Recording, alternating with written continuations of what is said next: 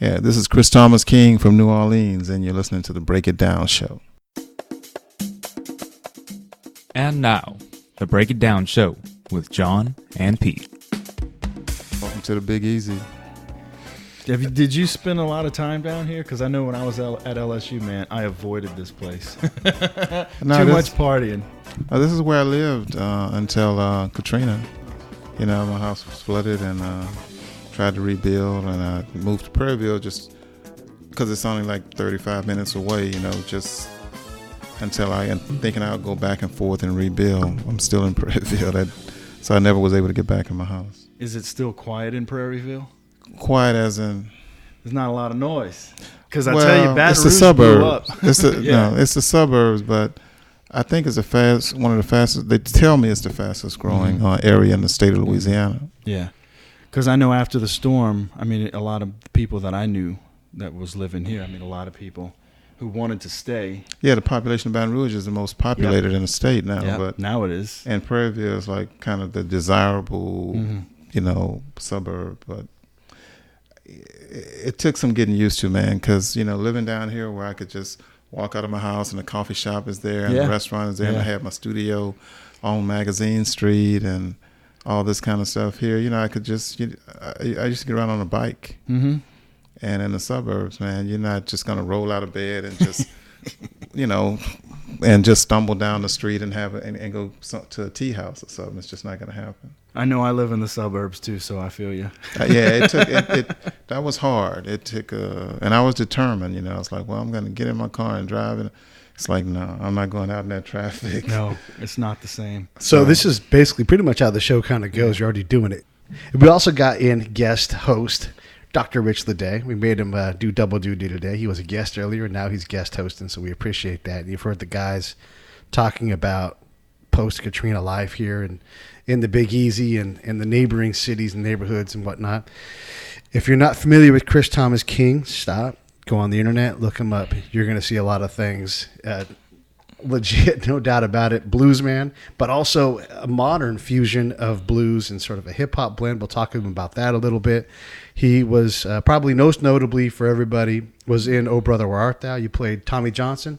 Just killed it in that. And we've always been interested in your work. You play the fuck out of the guitar, and we love that about you. We get a lot of super choppy musicians, and when your name came up, those guys are like, that guy's legit in every way that you can be legit. So we like to talk to people that are legit and do fascinating things. So. I want to keep you talking a little bit, just a little bit more, since you know where I lived for a while in the Garden District in Baton Rouge. What is my impression after I left? I left Baton Rouge in 2000 when I finished my undergraduate degree at LSU. But I saw that place like. What was your degree, by the way? Oh, I was a general studies man. Oh, okay. I was general studies with a one-way ticket to graduate school. I was going to graduate school anyway, so I did 5 minors. Wow. 5 minors. You majored in minoring. I majored in minoring, but I managed to go to grad school with a well-rounded background. But when I was there and on my way out in 2000, I could see the development, and I didn't really like it because it seemed like they were cutting out some of the life between the north part of the campus, and they were trying to extend it all the way to the downtown area. And I think from what I haven't been back in a long time, but I've heard that it is just definitely not the same Baton Rouge. And I'm more talking about the LSU's campus's relationship to the city. And I was against it when I saw it, but I used to hang out a lot on Chime Street, by the way. So what is just some of your general thoughts about that? Since you know what I'm talking about. Yeah, well, you know, the campus area around the Chime Street and Holland Road and stuff, you know, that was kind of my stomping ground. And, you know, I was born like right there, you know, where the city park is, right up the hill. That's where I was born, on East Harrison Street. I was on the part that the I-10 cut off, the little small little road there. So, you know, outside of my look out the window of my home and see this beautiful golf course down there, you know, the city lake and all of that. Yeah. I'm old enough to remember when I couldn't go down there and play, and I was pissed off about that. They didn't want us in the pools and hanging out on the. And so I still hate golf today. As a matter of fact, you're not going to get me on a golf course. Too pretentious, and we used to take their golf balls and hide them. So yeah, I know that area quite well. But yeah, as far as Baton Rouge expanding and things like that, I think, local politics, I'm not that familiar with it and things. I don't follow it very much. But I know that it's overgrown, and since Katrina, so many people from Louisiana moved up there, and the infrastructure can't really handle the population. So one thing they really need is like some kind of speed train between Baton Rouge and New Orleans would be great. Yeah. Or they need some type of loop around, Metro Baton Rouge, and all these things are like, where they're going to get the money to do it and how they're going to do it, I don't know. But, it's like anything. I mean, I guess progress just changed things, So. How has New Orleans changed since Katrina? I mean, you had to move out.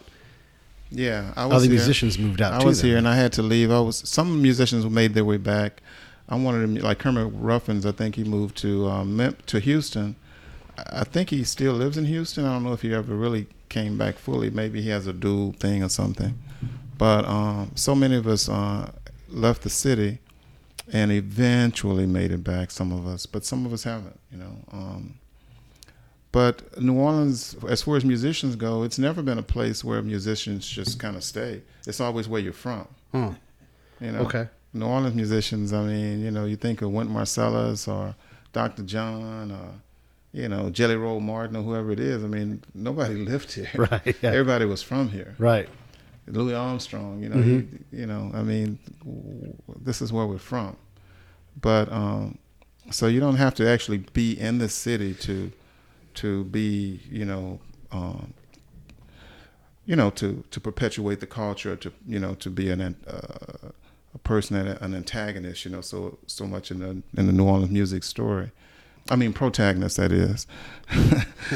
You do need to have spent time here to absorb the culture, because it's not something you can read about or something like that. You have to experience it, That's a great point, and I've been dying to ask. And Rich, please, you have definitely credentials too to talk about this.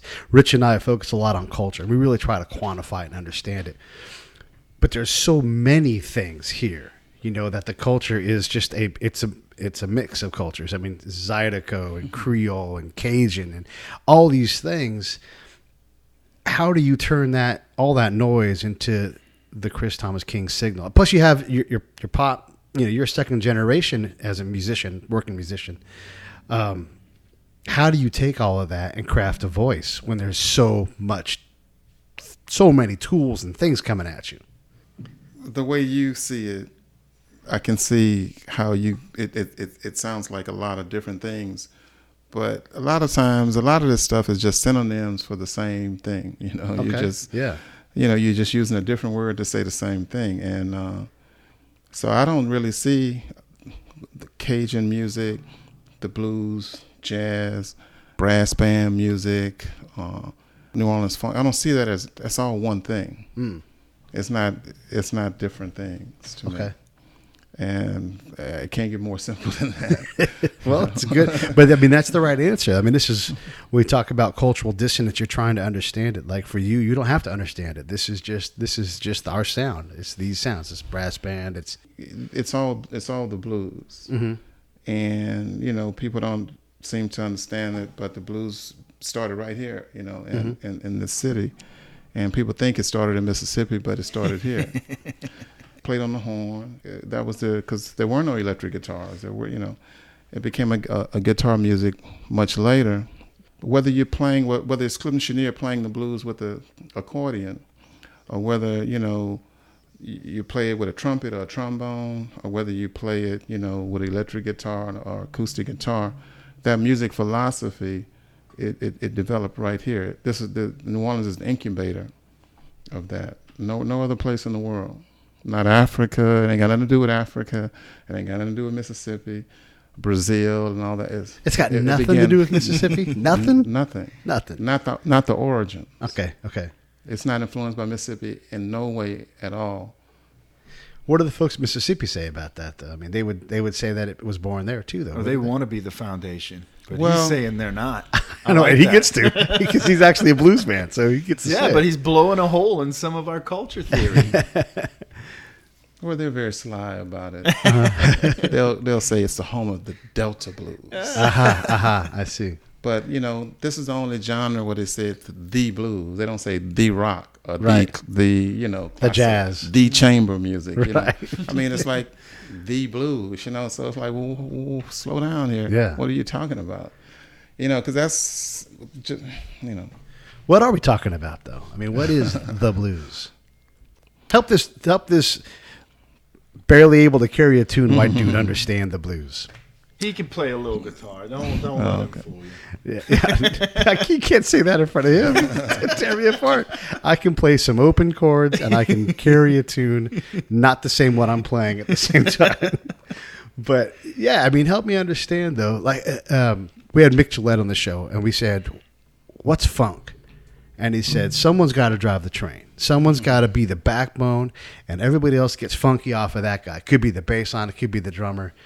But that was how he explained funk in the most simplest terms. And it made sense because you can hear it now. Like you can hear there's always someone in there just holding down the groove. What's the blues? Well, it's a music. It's a philosophy.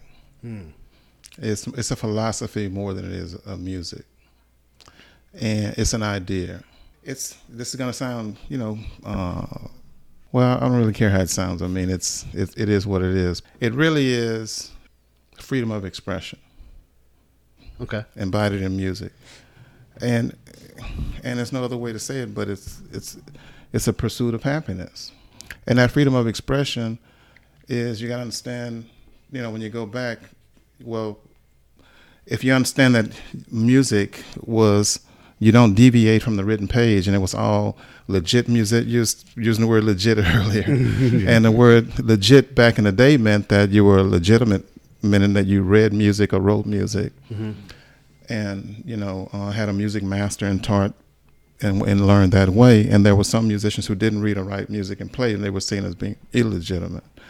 But freedom of the freedom of expression is being able to deviate, from what the conductor or somebody is dictating to you. Like in an orchestra situation, you don't deviate. You'd be kicked out of the orchestra. Yeah. If you did. So that whole thing comes from like the old world, the Roman Church, in medieval Europe and stuff.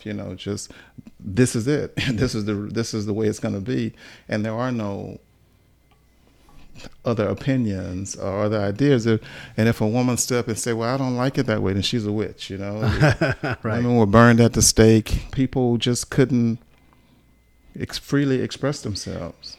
And as a music philosophy, the musicians, because Louisiana has a very unique culture, and because there were a lot of freedom given by the French, here to allow Africans to play the drums, be expressive and things like that. And even at Mardi Gras, they have the priests will drink some wine with the street musician, and everybody's okay. It's like, so the profane and the sacred can get together here and stuff, and commingle and have a good time. These are things that just didn't happen other places.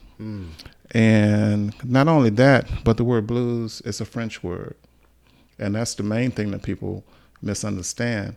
It's a French word. When we were saying, when the blues originated, when they say we're going to play the such and such a blues, or man, they were really playing the blues last night, or when Jelly Roll Morton parents said they didn't want him playing the blues, they're Creole people, they spoke French and stuff like this.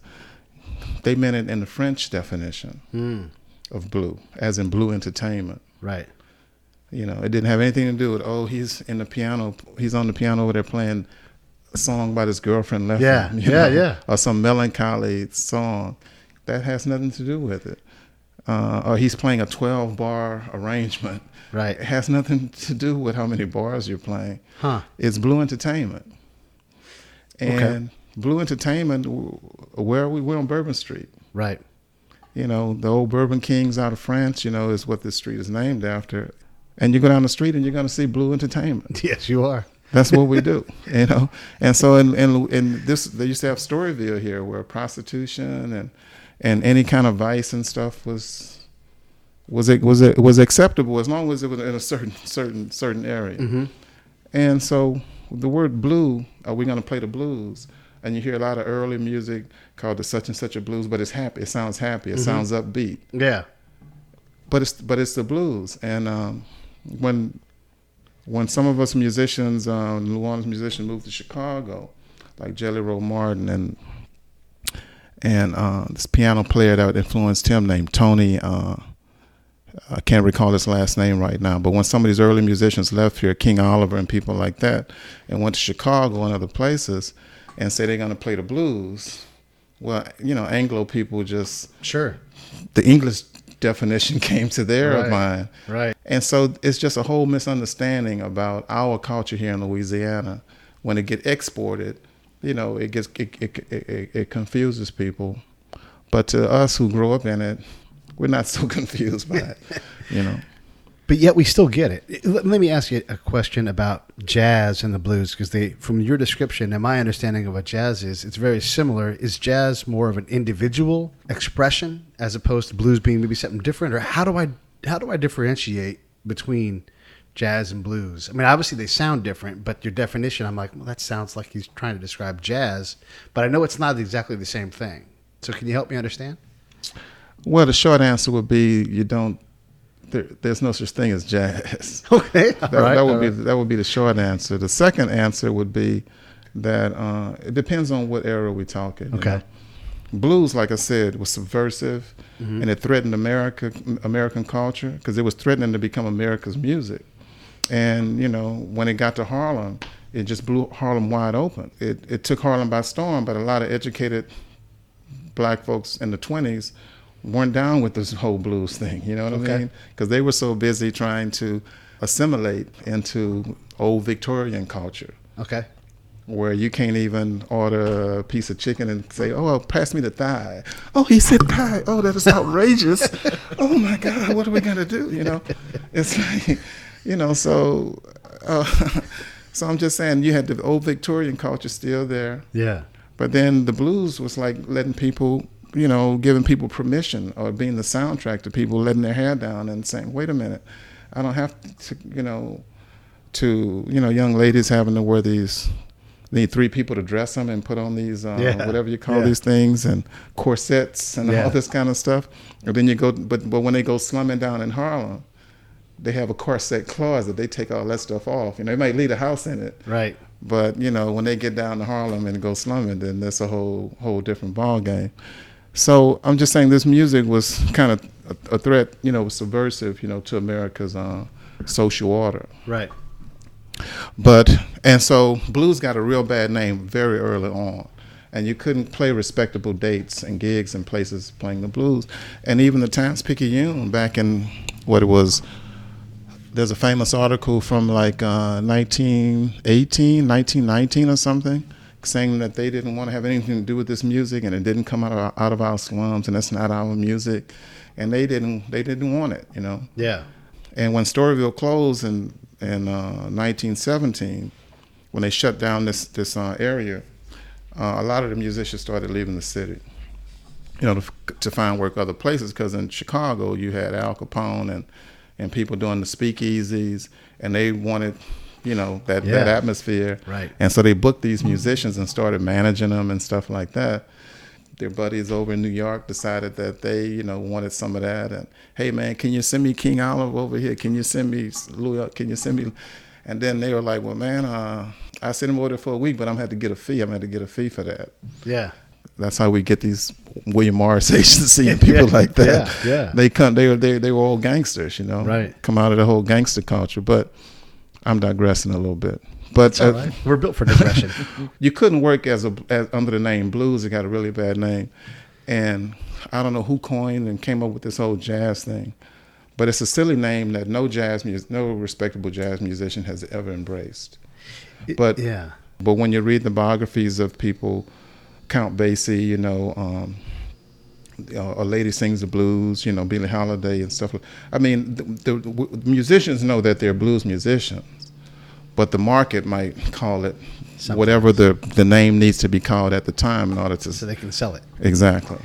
I got you. So man, I had some questions. I mean, if anybody believes that there's a difference between when Little Richard is singing Tutti Frutti and Pat Boone's singing it, but one is rock and roll and one is rhythm. If you believe that, then you're probably very confused. But people who understand that there's market dynamics and how you, back during Jim Crow and everything else, why people had to package things in all kinds of different ways that don't make any sense. That's one thing, but musicians, at least the musicians of note, they know that they're basically blues musicians. You cleared my mind earlier. I'm still blown away at the whole freedom of expression stuff. So I'm a student of politics as my profession. So you threw me for a loop with that one. And I had a bunch of cool questions lined up. So, well, let me throw a cool question at you. So, rock and roll has some like a genesis kind of moment.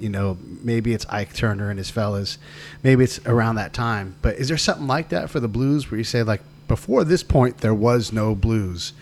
Whoever it was played this chord, played this 12-bar pattern. That's when the blues were born. Is there something like that? Like a musician who is actual who's person? Well, yeah. I mean, it has its... but we can't... But he never recorded any music, so we don't know his music. But musicians that performed with him did record, so we kind of have an idea of what he probably sounded like, and that is Buddy Bolden. Okay.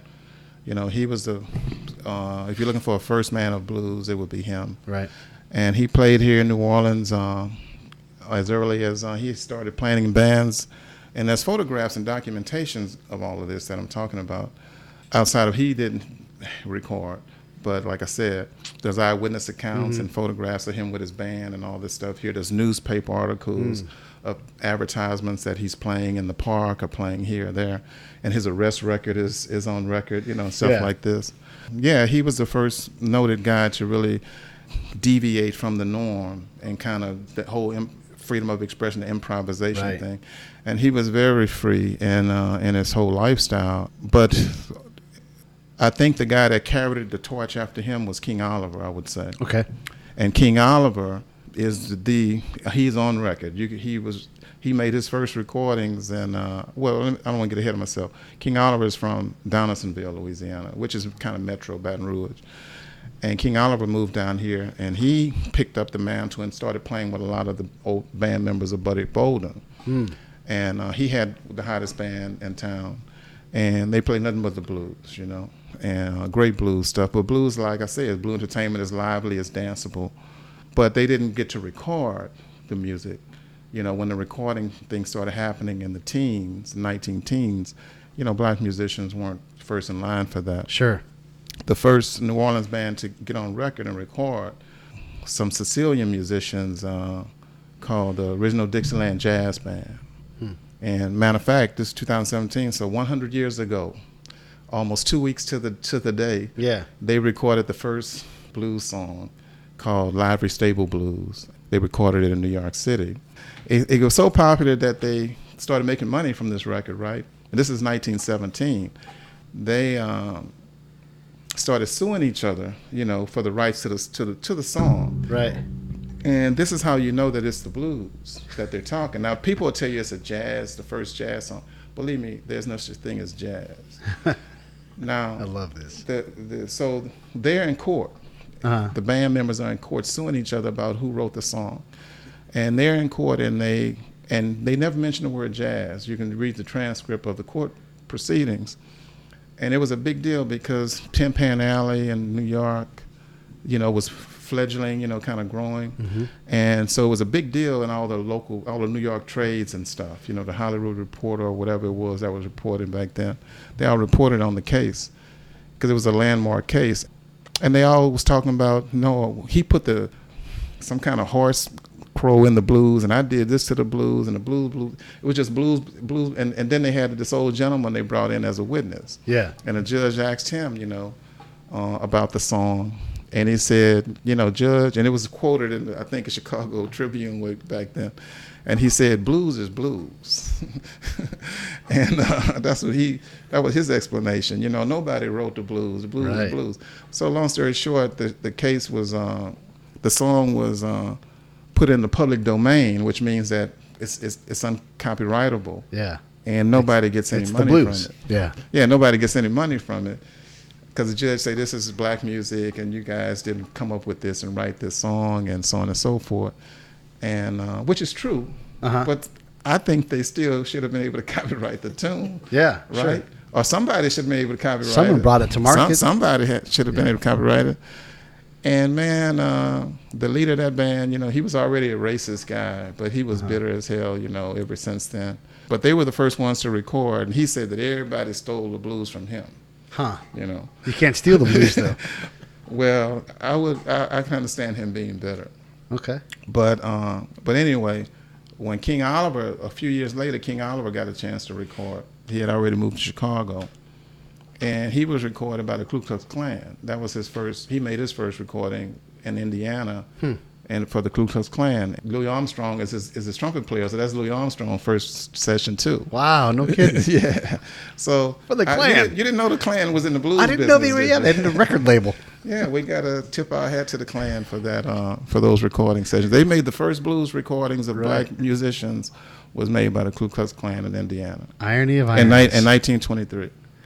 And that was Louis Armstrong's start. But they call their music like the West End blues and the such and such a blues. And a lot of people tell you, like, oh, why is all these old jazz songs called the such and such a blues? Well, that was kind of letting the public know. It's almost like putting a parental advisory sticker on your record. You're letting the kids know that this is the hot stuff. Yeah, yeah. So that's why it's the such and such a blues and the such and such a stomp blues and this and that. But then, like I said, that music became so popular and so subversive to, polite society, old Victorian Moors and stuff, till you really couldn't work under that name. Right. And that dynamic has been going on ever since. You mentioned rock and roll, and you mentioned Ike Turner and Tina Turner and their act. Yeah. I mean, that's some old Bourbon Street stuff right there. When they singing "Rolling on the River." Yeah. Love to get Love a good job down in New Orleans, and I never saw. Well, listen, man, that is rock and roll because he's like the pimp, or the professor, and she's like on the pole dancing. Right. And that's blue entertainment. Yeah. That's the blues. That's the blues. That's the blues. And when you see Mick Jagger, yes, he's a pole dancer. He's a Bourbon Street pole dancer. Okay. Stripper. And Keith Richards is the pimp. That is solid. Keith Richards is the professor holding it down. Yeah. That's Bourbon Street. They ain't got nothing to, believe me, that don't have nothing to do with the Delta. Yeah. I mean, you don't find men in the Delta dressed like Rod Stewart. It just ain't going to happen. These old farmers, they wouldn't be caught dressing and acting like that man, Yeah. But you find all kind of female impersonators and acceptable behavior like that right here on Bourbon Street. Yeah. I'm talking about 100 years ago. So, you can be openly gay, you could be a female impersonator, you could be an MC in some shows and stuff. The whole rock and roll act, from Led Zeppelin, Robert Plant, and Jimmy Page, that's Bourbon Street. That is blue entertainment. Right. But, they were playing the blues. They knew what they were playing. But then when they come to America, they got to play this little game with America like somehow it came from the Delta, and they know damn well their music ain't got nothing to do with the Delta. What's fascinating, too, is because what he's talking about, if you can go 30 miles from where we're sitting right now, and that kind of behavior is not acceptable. I mean, you're dealing with deep red America where, you're not going to find that stuff down the bayou, acting that way, dressing that way. And you can imagine how superstitious and people were 100 years ago. Sure. I mean, you couldn't even drink a beer. Right. Yeah, you couldn't drink a beer. Yeah. Can you imagine that? You can't even drink a beer. And these guys, this is what they're singing about. I mean, it's like, that's subversive. That's blue. Mm-hmm. That's Lenny Bruce. That's Richard Pryor. That's blue entertainment. That's what I was going to get to next. That is what, you ask me what the blues is? Yeah. That's the blues. Mm. Yeah, it's stuff that, I get you. It is. It's Richard Pryor. It's Lenny Bruce. It's George Carlin. Those guys are doing something that you're like, that doesn't fly here. It is like, well, fuck you. It does fly here. Yeah, that's Blue Entertainment. And when you embody that in music, and people say, well, of course that's what rock and roll is about. Mm-hmm. But then they'll tell you that rock and roll is the blues. And the blues is these old farmers over here, these, buttoned up guys over here. And it's like, no, that ain't the blues. No, man, I can bring you down to Bourbon Street and I can point it out and show it to you. I can point it out, right. Man, that's fantastic.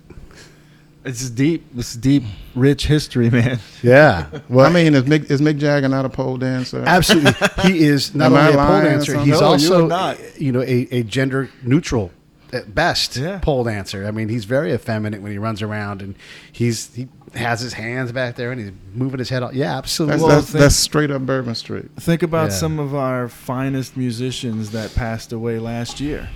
David Bowie, Prince. Yeah. I'll even throw George Michael in there. I wasn't really a fan of his. Yeah. But it's some of the same things. That's what I'm thinking of as you're giving us this history lesson. You can't watch Scott Weiland, who passed just over a year ago. You just put that picture of George Michael in my head where he's shaking his butt. Hey, this is Jon Leon Guerrero. Hey, and this is Pete Turner. And if you like the show, do us a favor. Yeah, share it. That's the biggest thing, honestly. All your social media outlets, all your friends, let them know the ones that you like. Yeah. I mean, we make this show for you guys. If you think it's great, say so. Say so by sharing it. Say so by putting a comment in after the show. Also, if you go to iTunes or Stitcher or wherever you listen to podcasts, give us a rating. Give us a review. If you think the show is great, please give us 5 stars and say so. And if you think the show really sucks, please give us 5 stars and say so. Because, heck, we're listening. That's right. You can't be more approachable than us. We want to make the show better. If there's something that we're missing, let us know. That really is how you help us. That's right. Tell us all about it. Thanks for listening. And now, back to the show.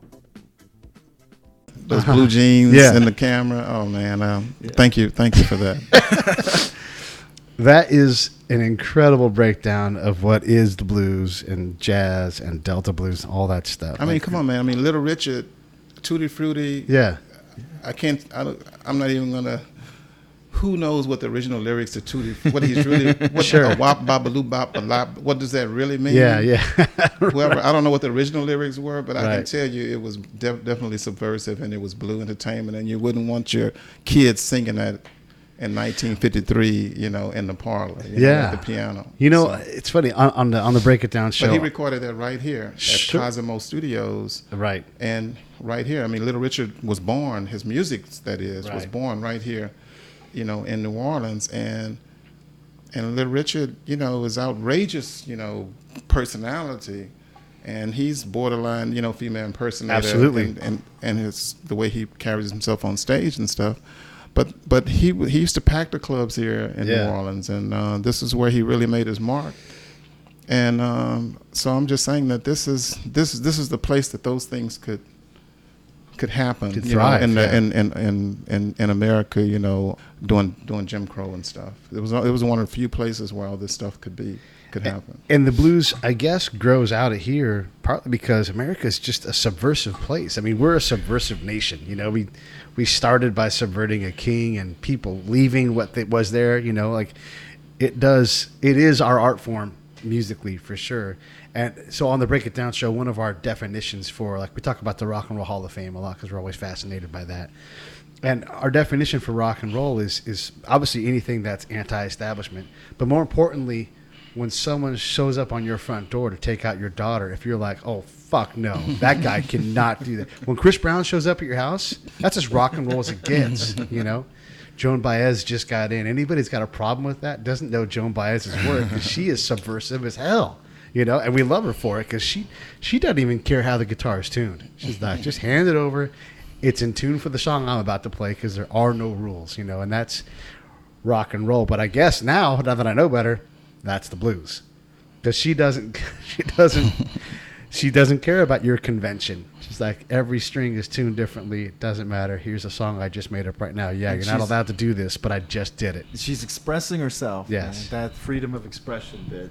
I like that so much. That stuff is powerful. That's very, without getting into, I could talk to you guys about the blues scale and, different music modes and all of that. But without getting into those things, Right. Why the blues might have certain, why it might sound a certain way when you hear it, the pentatonic scale is very Sure. important to it. And, but it's kind of music that's built around the soloist. So, Yeah.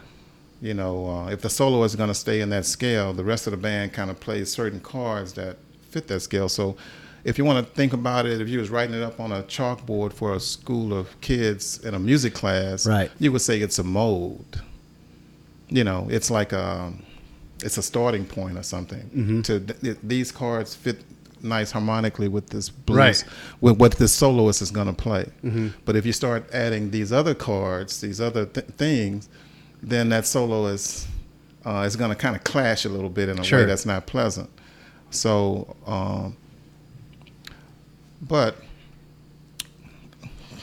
so there's certain chord, that's a certain sound, certain chord progression that's repeated over and over. But the musicians there's amateur musicians might stay there, but the professional musicians, they go into different modes and they can expand on it, and then so they can add more chords as a backdrop for what they're going to express. Right. If that make any sense to a non-musical person, I mean, that's basically, some people can paint with just a couple of colors. Sure. And then some people can use a whole smorgasbord of colors to paint their painting. Or maybe get their colors from chalk. Or do all kinds of subtle shades Sure. that really give all kind of rich depth and detail to the picture. And so the more experience you have, the more musical talent you have, you can do things. But you mentioned, folk music and stuff, that's, it's one or two chords and you just strumming along and that type of thing. But then that's kind of not seen as a professional musician, so to speak. Sure. So it became professional, of course. It became very popular. You can make lots of money as a folk musician. Bob Dylan can tell you that. But yeah, I mean, when you start talking musical notes and stuff, you kind of lose the general audience. So Right. I don't want to delve too deep into that. Yeah. So that's why We've got a pretty musical audience, but yeah. But that's why freedom of expression is something I think all Americans understand. Yeah. Yeah, we do. But that's the philosophy that's behind it, and that philosophy really didn't exist anywhere as a musical philosophy before people like Jelly Roll Martin, put it on the map. I remember watching, and this is not a knock on Luke Nelson. I remember seeing him on the road with Willie, his dad, and he's like, "Okay, Luke's going to come up and play some blues songs." This is back when I thought the blues was being sad. I look at him and I'm like, "Come on, what on earth are you trying to sell me right now? Like, I appreciate that you can play the notes, but I don't believe you.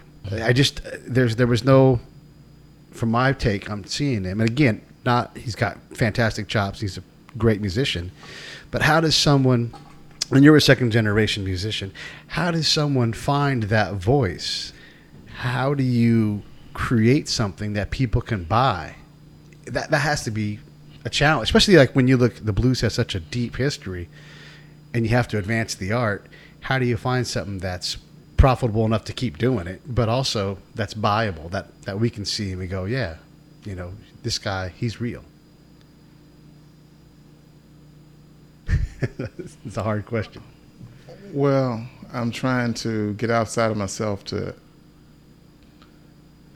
I mean, the blues it makes a lot of money. I mean, sex sells. Are you kidding? I mean, yeah. I mean, what's not sex sells? Okay. So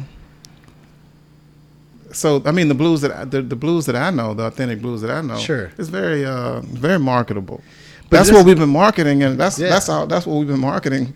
The whole point, and that's the whole thing about American music is, I mean, Jimi Hendrix, he's playing the blues, he's humping his amplifiers with his guitar and setting it on fire and sacrificing some love. I mean, it's like that's the blues. I mean, of course it's the blues. You know what I mean? Okay.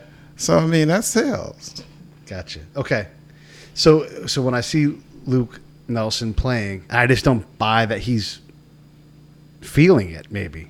I mean, did he drop his pants or something? Did he get arrested? No, he just played his song, but like, or maybe he wasn't playing the blues. You know what I mean? Yeah, maybe yeah. he wasn't doing a blues entertainment. yeah. I don't know what he was. You know, But might have he been plays singing. the song perfectly fine. I can go down to a bar, you know, at some corner, some Dirty Nelly somewhere or whatever, and I can watch a band play Freebird note for note perfectly and not feel a thing. You know, I guess that's maybe what I'm asking is, how does someone create that feeling if it is expression, but it's someone else's expression, or it's just a rehashed expression? Well, no, I think what you're trying to get to is the cultural aspect of it. Okay. And somebody that might not be from the culture, you know, trying to express something or tap into it. Mm-hmm. Yeah, well, that happens all the time.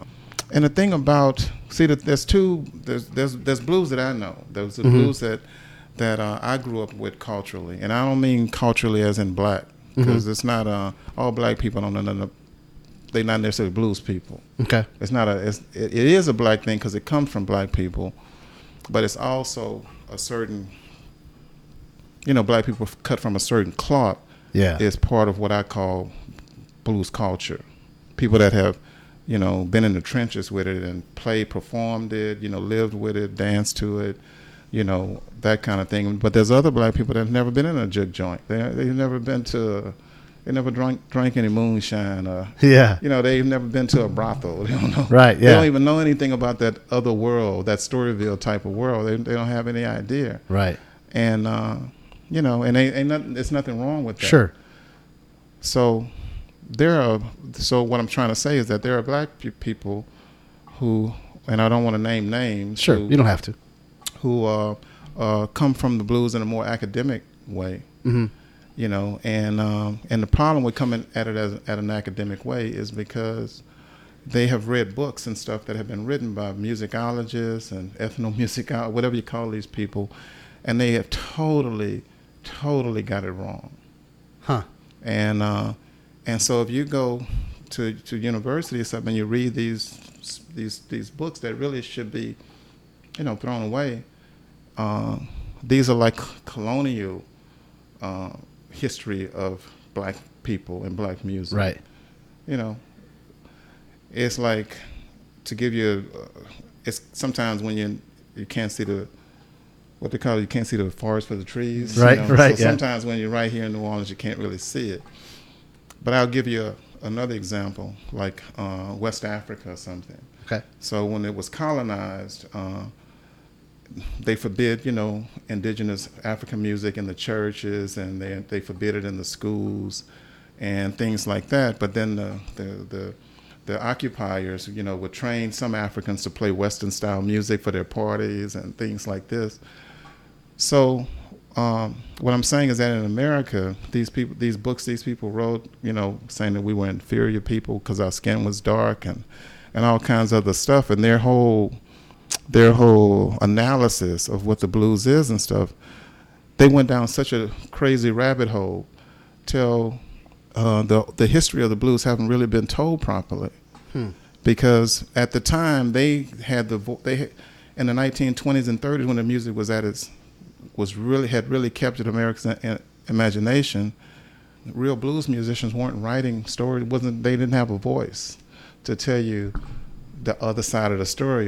This was my next question. Yeah. Yeah. Right. So people like John Lomax and Alan Lomax and these folklores, pseudo folklores that went around talking about they're capturing the blues and discovering Lead Belly and all this stuff here. I mean, they're the ones who did all the damage. So are they sort of like the dime store novel to the Western, where you have these legends that come out of all these cooked up tales that have to sell books? And so, you know, Wyatt Earp kills 15 men, or, you know, some kind of crazy story happens. Is that kind of what you're saying? Like the story got cheapened because... Well, Can I jump in and please. Paraphrase what you just said? Please, Because yeah. I want to get this Fix right. what I said. Because it sounds like what you're saying, Chris, is that people have been studying stuff, and they've studied it so long that they've been able to write a book about it, but they've actually not lived it or experienced it or bothered to actually feel it. Is that putting words in your mouth, or am I close? That's pretty good, but what they're studying is like truisms and myths and legends. Mm-hmm. Mm-hmm. That's your dime store novel you're talking about. Yeah, and then they can't. And then when they go searching, for the blues in Mississippi. They can't find it, Right. right?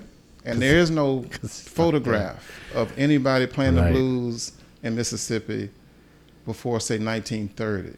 Really? Huh. There's no recording of anybody in Mississippi.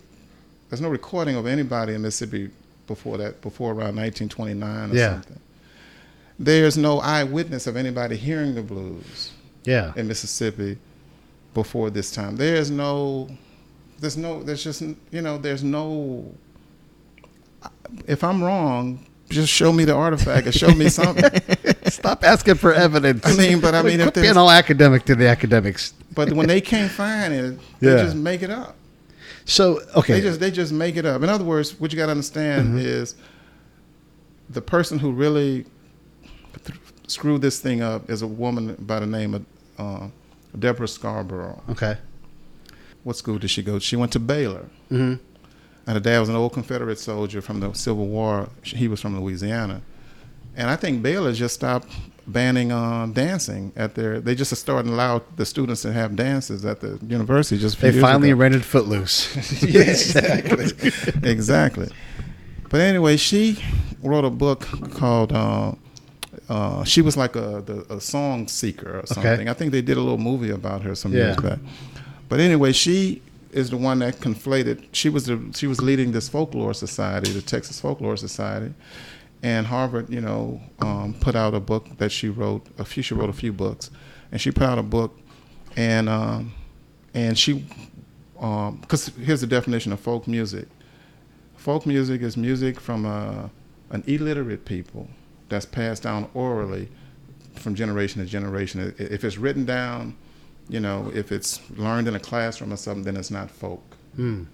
That's a very simple definition of folk. That's what they were going on back then. Okay. And so they were, her folklore society was like a lot of these old songs or melodies that she heard growing up on the plantation. Sure. We're talking on the plantation. A lot of these songs are getting lost. Sure.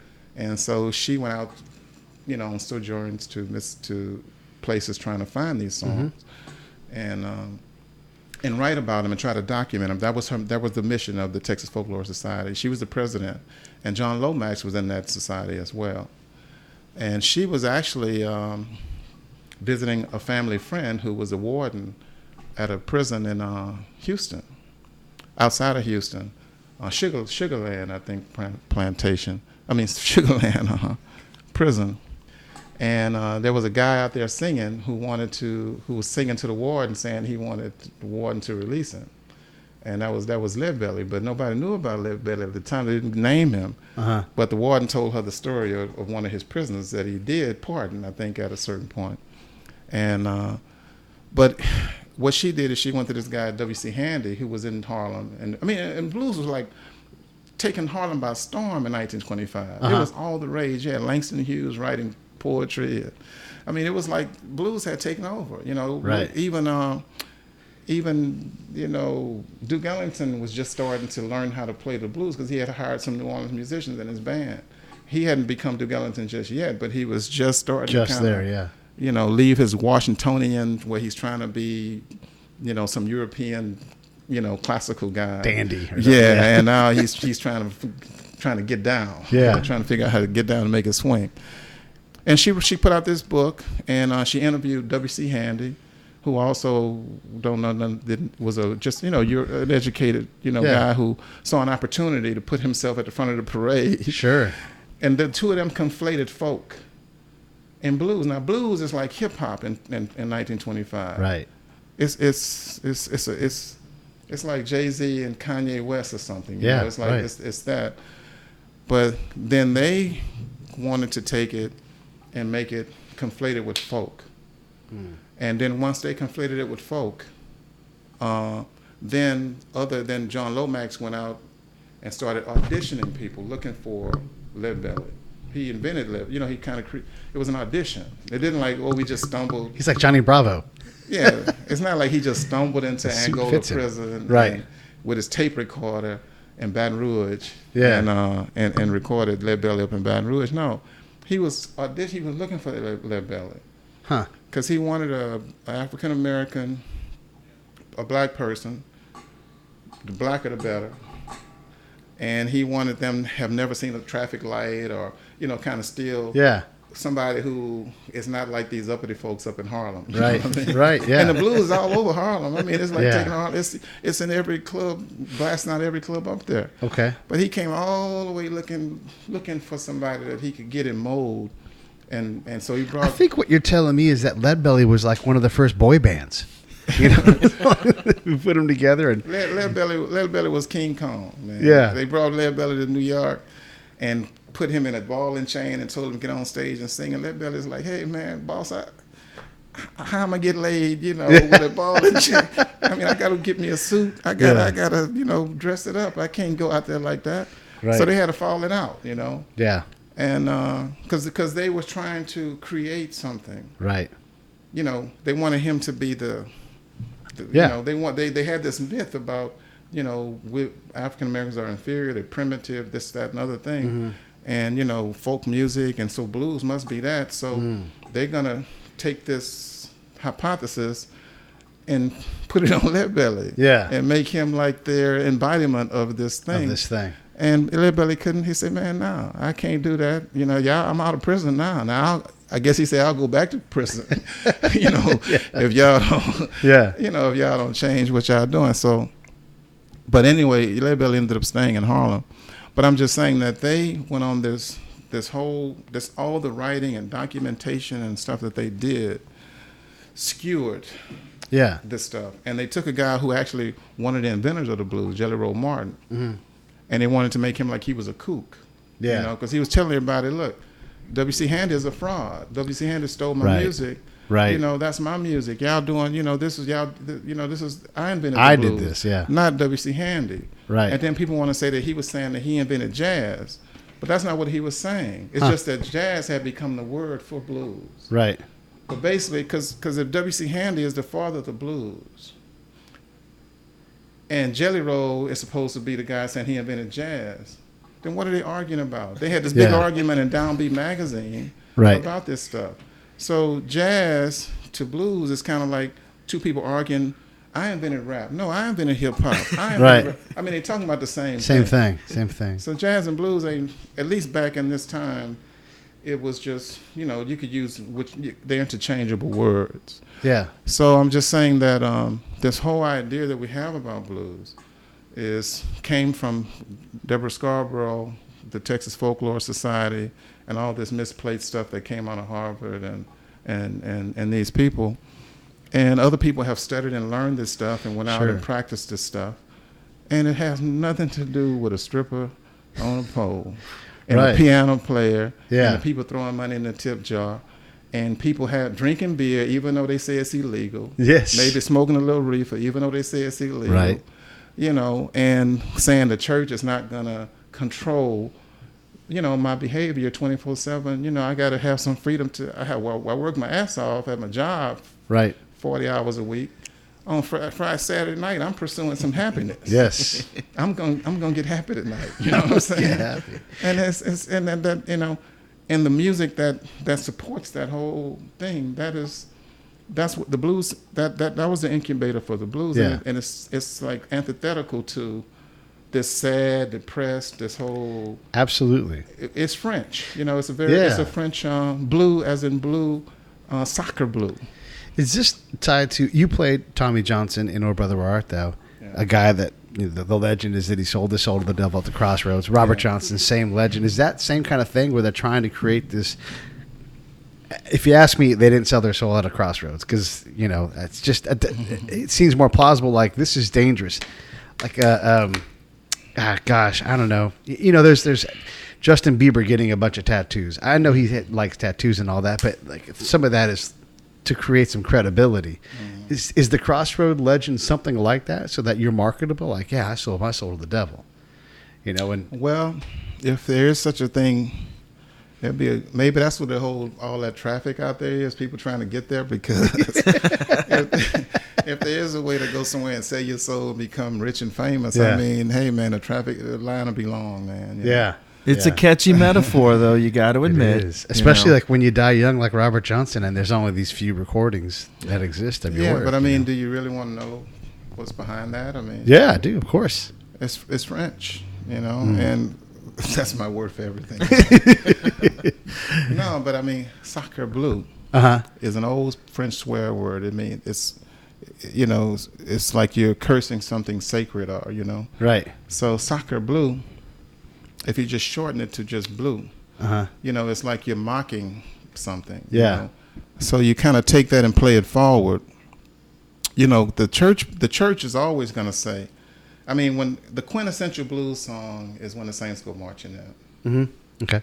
That's the quintessential blues song. And why? Because it's an old hymn from the 1890s that was sung very calmly, you know, very serene and in church, you know, with the candles and all of that, until Buddy Bolden and other people Someone grabbed a trombone. started taking that Christian anthem, Yeah. pressing it freely. Yeah. Some of the old churches were also used for other functions, and they became like a place for the kids to have a dance on Saturday nights, but on Sunday morning it was church. This makes a lot of sense. When you start playing, when old Christian people heard you playing When the Saints Go Marching In, and the people were drinking that illegal alcohol, Right. prohibition alcohol, and women start showing their breasts, you know, and people are dancing all salaciously and everything, they say that's the devil's music.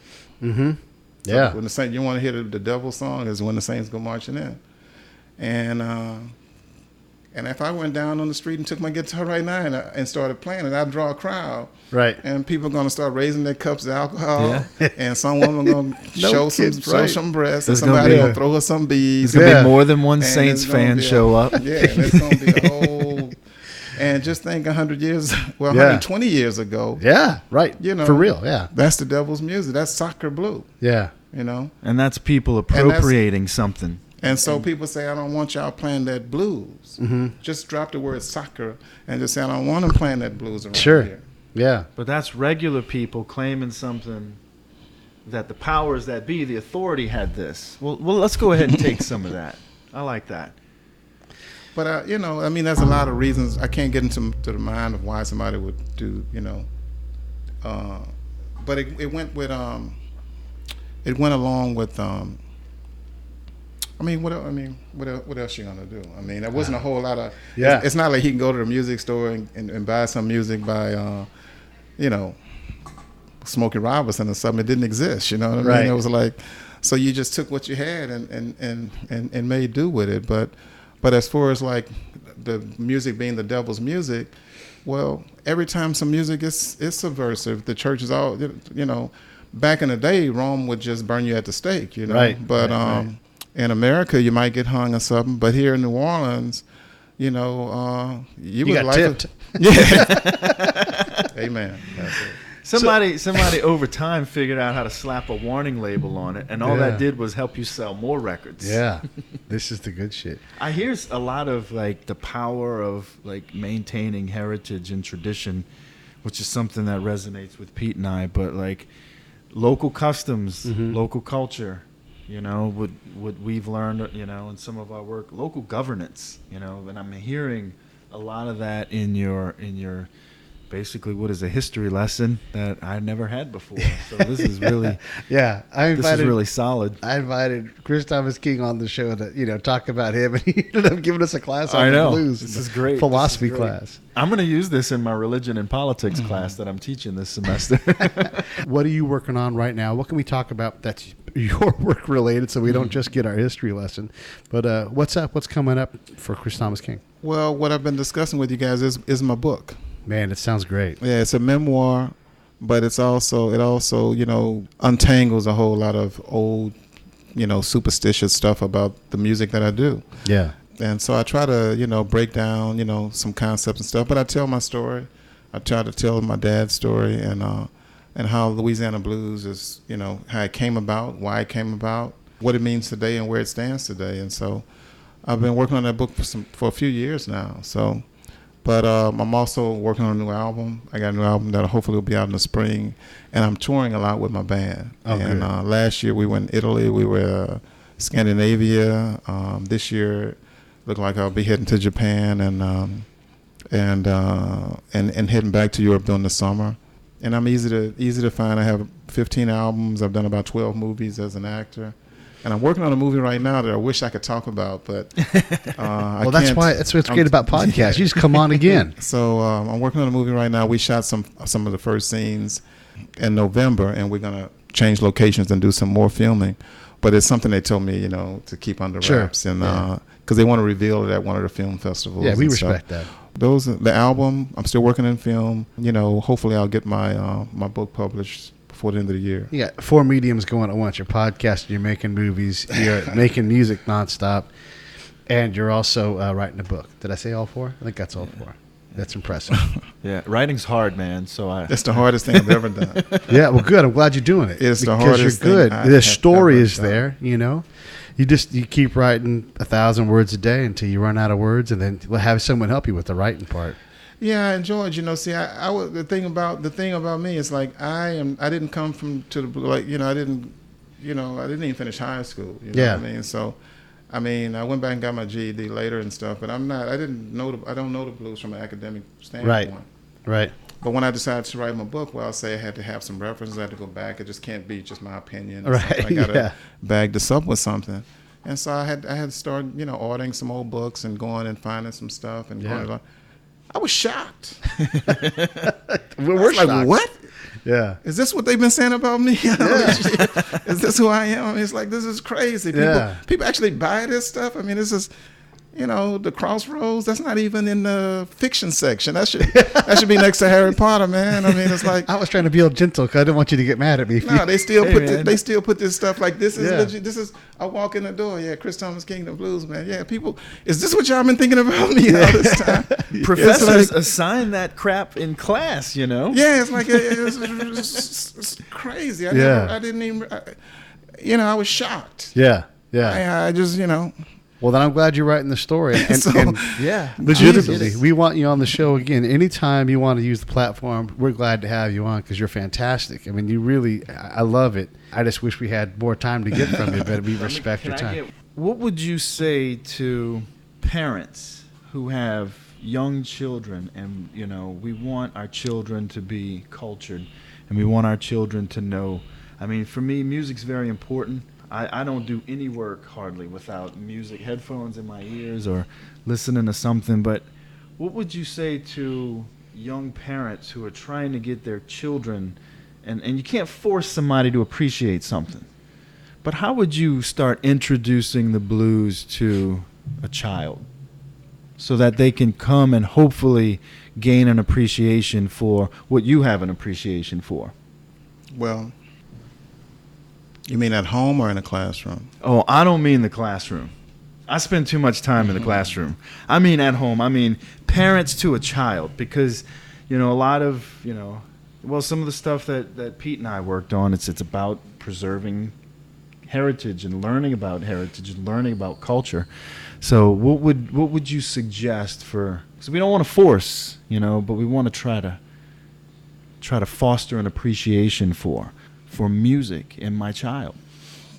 Well, this is a selfish question, by the way. It's all for me. Well, as far as the blues go, your kids already are there. You probably don't even know it, but you don't you don't have to lead them to the blues. They're just naturally prone to that. When you're like a teenager, you're gonna find the blues, and all your friends gonna find the blues, and they're gonna find some blue entertainment. They're going to find some things that you don't want them to know about, whatever that happened to be in that day and time. Blues is kind of built for that. It's a young people's thing.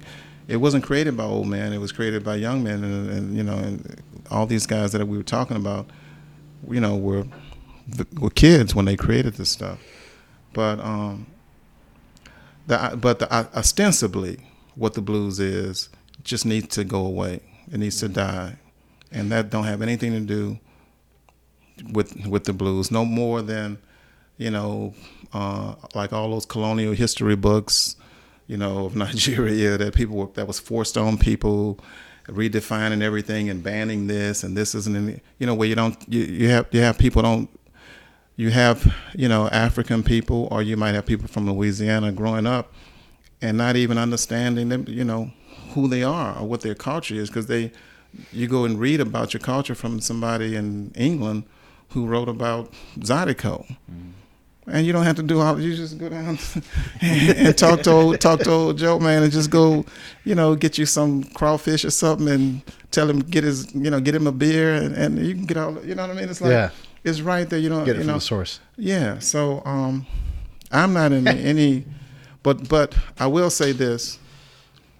Anybody who know how things go, America is not a very enlightened place right now. Mm-hmm. I mean, it has spurts of enlightenment. Sure.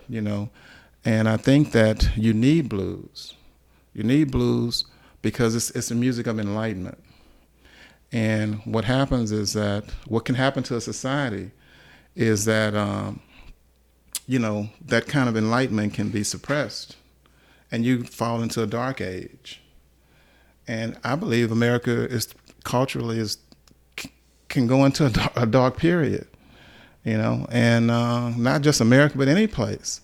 If you don't know who you are, where you came from, and you have the wrong people with different agendas, kind of redefining your curriculums and telling kids, what is this and that, and you have all these miseducated people that come about, and they might forget how to water a plant. You know what I mean? You got to buy this chemical and put it on the plant, and if you put that on it, it's just ridiculous. I mean.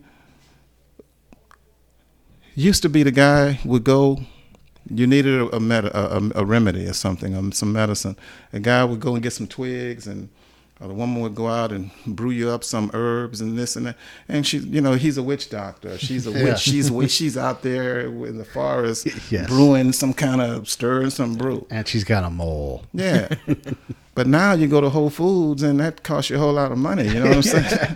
To get you some herbs and some natural this and that. And oh yeah, on aisle so and so, go over there. And it's $48 for that. I mean, my grandmother used to.